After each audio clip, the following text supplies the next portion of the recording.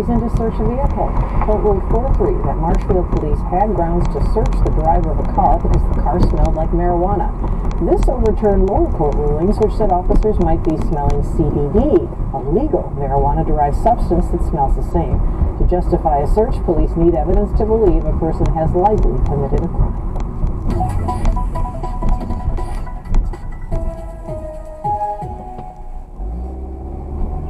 The recreational marijuana marketplace launched 2 years ago, but it looks nothing like most expected. There are still too few dispensaries, the cost of cannabis is too high, there's a limited amount of product being offered, and many of the licenses issued by the state have stalled in the next stages of municipal approval. Despite recent figures showing the industry recently raked in roughly $180 million, the Senate Judiciary Committee held a hearing today to hash it all out and to hold the Cannabis Regulatory Commission accountable. Senior correspondent Brenda Flanagan was there to hear why they say this industry can't seem to move away from the underground market. The black market is out there advancing every single day. Members of the Senate Judiciary Committee grilled New Jersey's Cannabis Regulatory Commission about its low rate of retail and cultivation license approvals and how that's driving prices unacceptably higher for legal weed in New Jersey. It's hurting both medical marijuana patients and pushing recreational customers into the legacy black marketplace, senators complained. If you're not going to get these licenses out the door faster, they're just going out there and selling more product on the street in the black market. That's what I'm saying out there. On the medical side, if there's a consensus that for many this is medicine, we are really pricing people out of their medical needs. I agree that pricing is too high in the legal market. If we can license more businesses, expand retail outlets, that's the best way the CRC can impact illegal sales and convert consumers to the legal market. CRC officials insisted building this new industry takes time, but they've at least conditionally approved 1,300 from the initial 2,000 overall license applications and collected $9.5 million in tax revenues. They assured senators efficiency is improving, but one entrepreneur charged some applicants have waited more than 540 days for license approval. Senators voiced their disapproval. I will be honest, some of the things you said today don't match up with what we hear from our constituents. And some of those things include a lack of transparency. Big corporations get priority. The process takes too long. The access to capital is the problem. And this is cannabis, and this is New Jersey. Jersey's a difficult, regulated market if you want to build a shed in your backyard. The CRC concedes it's not meeting market demand and explained it's hard to bring new cultivators online. New Jersey's got only 17 approved cannabis growers, with 60 more in the pipeline. But nationally, the industry averages 889 licensed cultivators per state. If there was outdoor cultivation in the state of New Jersey, the price would drop by probably about 50% as soon as those cultivators come online. Unfortunately, all of the cultivation in New Jersey right now is indoor. When I talk to patients, they do want sun and soil grown cannabis. New Jersey's the garden state, primed to grow cash crops, but a couple of senators said open air weed farms are a hard sell in their communities. Nobody really wants this in their backyard, an outdoor grow, because of the strong odor that emanates from a large outdoor grow. There's also the I would like it in my backyard. Theft of product. Some senators also warned about cheaper unregulated hemp products that many folks buy. Critics also focused on how minority and social equity license applicants still encounter so many hurdles like raising capital, and suggested New Jersey needs to try harder.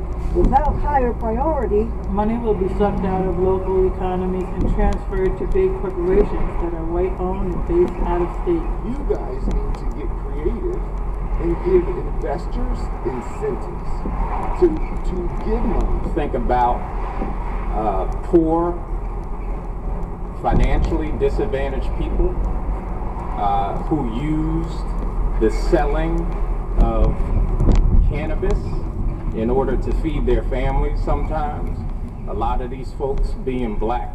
So even when we talk about getting rid of the black market, I think it says a lot. So I encourage us to think about our language. I think there'll be good takeaways from this and legislation, and also just to learn more about exactly what's happening and where it's happening. The committee's already asked the CRC to generate a quarterly report for better transparency.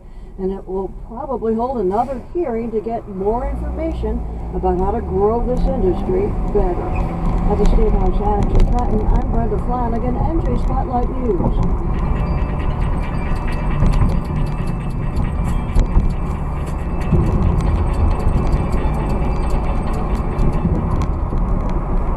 Hundreds of visitors are flocking to a campground in Harrison, where smoking marijuana is not only allowed, but it's encouraged.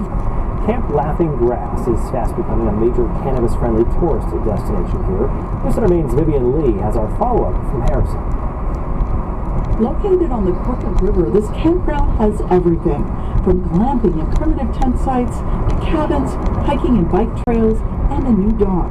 But for these campers, it's all about the freedom to use cannabis whenever they want. You can just slide up anywhere, pass around. There's always a joint or a cone or something going around. Campers can bring their own supply of weed and sample other strains provided by local dispensaries. For Marnie Dearborn, the draw is being able to smoke weed without bothering other campers. It's just a better choice. You don't have to think about it. You're not making anybody upset. The 17-acre campground opened in 2020 and is the brainchild of Trinity Madison.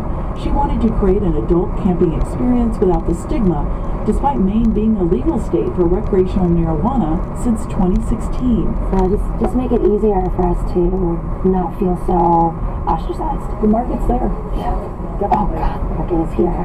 Yeah. The market is here. All I do is try to Earlier this year, out-of-state visitors posted this video about the campground on TikTok. Focus cabin is perfectly situated between the bathhouse and the pavilion area where people smoke and socialize. That video got 5 million views and spurred a boom in bookings this season.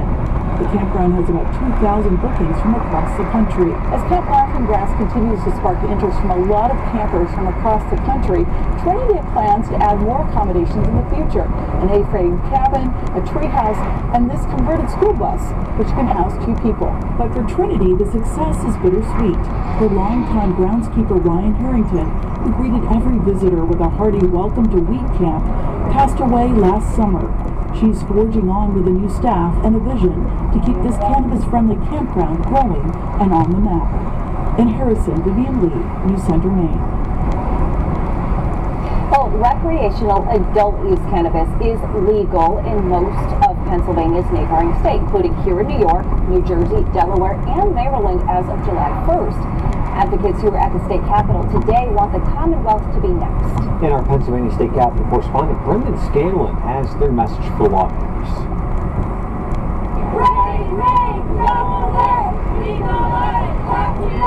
As requested, the rain did go away for pot profits for Pennsylvanians, or the P3 campaign's rally this afternoon. But legalizing recreational cannabis in the Commonwealth is a bit more complicated. It's time to stand together and rally for the legislation of adult use cannabis in our great state. Kara Zorinsky with P3 says the campaign focuses on unifying rural and urban communities and making sure it's Pennsylvanians that benefit from any cannabis profits, not out-of-state corporations. We can create a cash crop for struggling farmers, boost small businesses, and revitalize struggling communities. Some Democratic lawmakers agree and say Pennsylvania can learn from its experience with medical cannabis. Make sure this business isn't owned by outside corporations, and right now I kind of feel like we're owned by Colorado, New York, and California. Representative Melissa Schusterman wants to enable local cultivation with a new permit for farmers and other small agricultural ventures. Enabling local cultivation will allow Pennsylvania farmers and their communities to benefit from legalization of adult use cannabis. And the weed should be grown here, and the profits should stay here. At the state capitol in Harrisburg, Brendan Scanlon, WEMY News. It is a historic day in the state of Maryland. Recreational marijuana is now officially legal just 2 months after Governor Westmore signed the Cannabis Reform Act into law on May 3rd. Caroline Forback reports from a dispensary in Annapolis.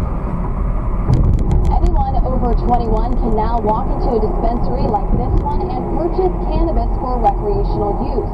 Dispensaries will have to keep medical patients and adult use customers separate. Customers will also have to pay a 9% sales tax, just like with alcohol. I'm proud to say that we in Maryland are helping to write a new chapter of the story of cannabis in America.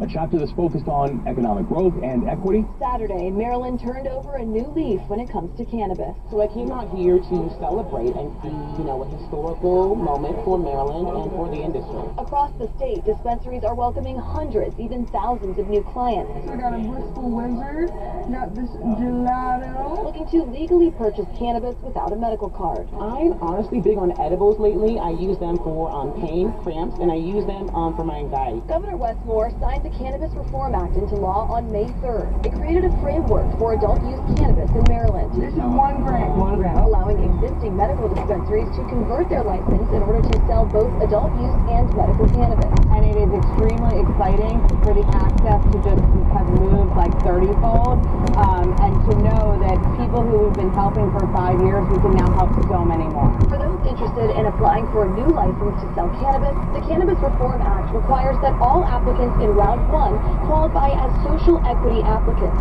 who have lived in disproportionately impacted areas, which the state defines as areas that had above 150% of the state's 10-year average for cannabis possession charges. For ensuring that the legalization of cannabis lists the communities affected by criminalization.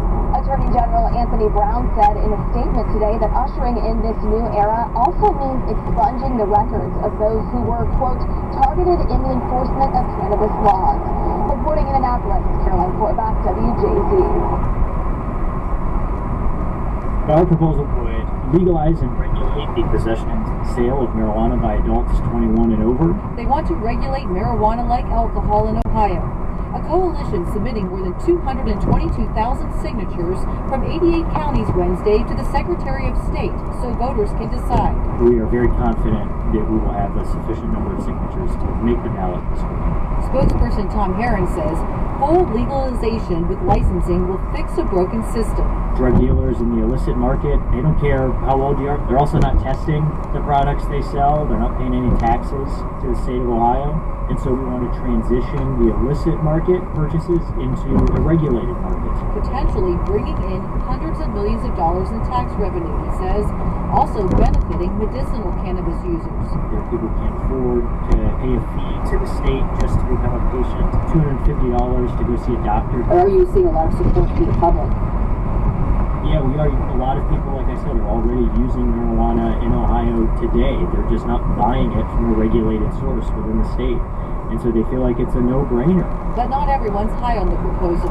The Ohio PTA strongly opposes it, worrying that stores could be next door to schools, playgrounds, daycares, and libraries, calling it harmful and, like cigarettes, can be addictive, potentially threatening the health, welfare, and safety of children. The Ohio Prosecuting Attorneys Association is also opposed, saying it is a Schedule I drug because it has no recognized medicinal value and is a high risk for abuse. Where marijuana is legalized, the black market thrives, they say. Where the black market thrives, there is increased risk of violence.